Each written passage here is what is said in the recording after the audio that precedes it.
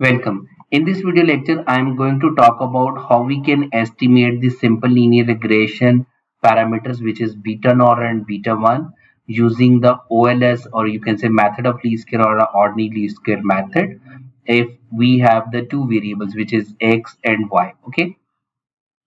So the ultimate goal is, when we are applying the method of least square, is to estimate these parameters in such a way that we should be able to reduce this error. Okay. So how we can represent this error mathematically? So this error is basically equal to the actual values of y minus the predicted value which we are going to predict using the parameters. Okay, the estimated, the predicted values, that is the error. Okay, but in order to find out the loss function, so basically we are doing the square it to make it positive all the errors. Okay, and then we are going to take the sum, because we are calculating the error against the every data point. Okay, and what we are doing, so this is basically our the loss function, or you can say the cost function we have, which we would like to minimize. Okay, so we would like to minimize this cost function or a loss function. Okay, so for that, what we can do is, I can put into this loss function the value of y hat, which is basically beta naught plus beta 1 x square. Okay, and if I can simplify it, this is y minus beta naught minus beta 1 x square. So this is my loss function which I would like to minimize. And in order to minimize it, so we know that we can apply the differentiation, because this is an unconstrained optimization problem. So for that, what we are going to do is, we are going to take the first order derivative of this sum of error square with respect to beta naught. Okay, and we are going to put it equal to 0, and then once again we are going to take the derivative of this function with respect to beta 1, and we are going to put it equal to 0, and by putting these values equal to 0, we would be able to get the values of beta naught, or as well as the beta 1. Now I would like to prove that, because we would like to minimize this function, so I would like to prove that the values we are getting from this beta naught, as well as the value we are getting from this with for the beta 1, are producing the minimum sum of square of error. So how we can do that?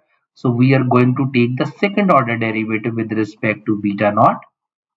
Okay, and it should be greater than 0, mean positive. And similarly, we are going to take the second order derivative with respect to beta 1. Okay, and this should also be the greater than 0. Okay, so let me prove these things, and we are going to estimate the values of the beta naught as well as beta 1.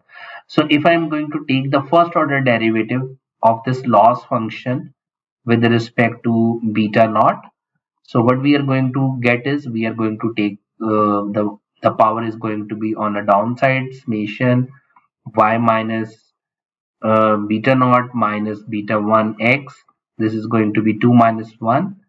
Okay, and then we are going to take the first order derivative with respect to beta naught. So over here we do not have the beta, so this becomes 0, this becomes 0. So the derivative of this one is going to be minus 1. So we are going to put equal to 0. So let me simplify. This is going to be minus 2 summation y minus beta naught minus beta 1 x, okay, equal to 0. Now what we are going to do is, we are going to take the derivative of this loss function with respect to beta 1 in order to calculate the equation for the beta 1. So if I'm going to take the first order derivative with respect to beta 1, we are going to get 2 into summation y minus beta naught minus beta 1 x. So once again, in the inside, this term is going to be 0, because we do not have beta 1. This term is going to be 0, and we are getting minus x. Okay, so this is going to be 0. So once again, if we are going to simplify this one, so this is minus 2 summation x y minus beta naught minus beta 1 x. This is going to be 0. Okay, so if I simplify this one, So we would be able to get the normal equations. Okay, that is called as the normal equations. So how we can get this one? Minus 2 is going to be 0 on that side, so summation y. So if I am going to take this one on the right side, we will get this beta naught plus beta 1 x. Similarly, regarding beta 1, so we are going to get summation xy. Okay, and then we are going to take on the other side, this is after multiplying with summation x. So this is going to be beta naught summation x plus this is going to be beta 1 summation x square. So these are the normal equations we have obtained. Okay, now by solving these normal equations, we would be able to get the values of the beta naught as well as the beta 1. So from equation 1, so I can get the value of beta naught by, so this basically, this is not the beta,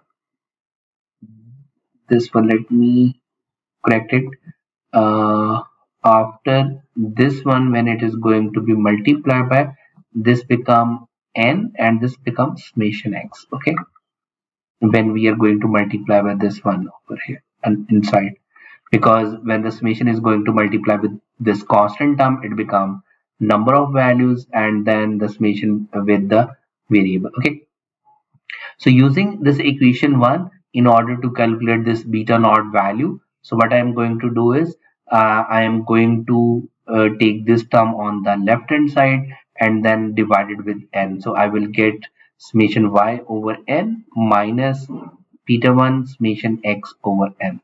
Okay, so this is the formula of the beta naught, which is, we can also say that the beta naught is going to be equal to y bar minus beta 1 x bar. So based on this formula, we can also say that the regression line is always passes through the means of these two variables. Okay, from the averages of these two variables. Now let me find out the value of the beta 1. So how we can do that? So in equation 2, I am going to placing the beta naught value over here. That is this one. So this is going to be, if I'm putting it over here, summation xy is equal to the value of the beta naught is summation y over n minus beta 1 summation x over n. Okay, and then this is the summation x plus beta 1 summation x square. Okay, so let me simplify this one. So this is going to be summation xy. So if we multiply by inside, this is going to be summation x summation y over n minus beta 1 summation x square over n plus beta 1 summation x square. Okay, now take this one on the other side. So we will get uh, summation xy minus summation x summation y. Okay, so this is summation y over n. So this is going to be minus beta 1 summation. Okay, let me write this way. So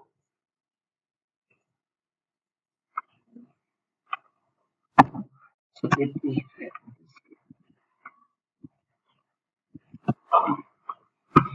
okay, so I'm writing this term first and then this one. So this is beta 1. I'm taking common. So summation x square minus summation x whole square over n. Okay. So now if I'm dividing, this one is on this side. So the formula of the beta 1 is become summation xy minus summation x summation y over n divided by summation x square minus summation x whole square over n. So I can also write the on the numerator, this is equal to summation x minus x bar y minus y bar. So this thing you can prove that the upper side is equal to this one. If you simplify, you can get these values. Okay, so similarly the denominator we can write down this way as well. Okay, so these are the formulas for beta 1. So the numerator is equal to this one, the denominator is equal to this one. So try to prove it. So if I am open this one, it become this one. Similarly, this one is this one, right? Okay, so now we have seen that how we can estimate these parameter value, which is beta naught as well as the beta 1. Okay, but let me do it in another way. As we have seen that we have the data set x as well as y. So the values of x is x1, x2 up to xn. The values of y is y1, y2 up to yn. Okay, and I would like to write down this equation in terms of matrices. So how can I do that? So in terms of write down this variable into the x matrix, how can I write down? So this is going to be the column vector of x1, x2 up to xn, and this is basically against this one. Okay, the beta's value. Similarly, beta naught value, this is going to be constant, which is going to be 1, 1 and 1. So this is the x matrix, and this is we have the beta matrix because we have the two parameters. So this is beta naught and beta 1, and the y vector is going to be written as a column vector, which is y1, y2 up to yn. Okay, now I can write down this particular equation in terms of matrices like y is equal to x into beta. Okay, now if you remember, previously we have calculated these normal equations. So if I would like to use the linear algebra, how can I find out these linear equations? So in order to find out those linear equations, so I can multiply this one on the both sides, the x transpose. So x transpose y is going to be x transpose x into beta. So if you do that, which means the x transpose this one, so we will get the normal equation. So let's try. So the x transpose become is over here is, that is going to be 1, 1 up to 1. Okay, because the column become rows. So this is x1, x2 up to xn. So we have the y column vector y1, y2 up to yn. Okay, so this one become the x transpose, which is 1, 1 up to 1, and then x1, x2 up to xn. Okay, and then we have the x matrix, which is 1, 1 up to 1, x1, x2 up to xn, and then we have the beta, okay, which is basically beta naught as well as the beta 1. Okay, now if we do the basically matrix multiplication, so what we are going to do, 1, so y1 plus y2 plus yn, so I can write down summation from I1 to n yi. Okay, then how we can get this one, the second value is going to be this multiplied by this one, so this is going to be x1 y1 plus x2 y2, so I can write down this way. So this is going to be xi from 1 to you can say n, so xi yi.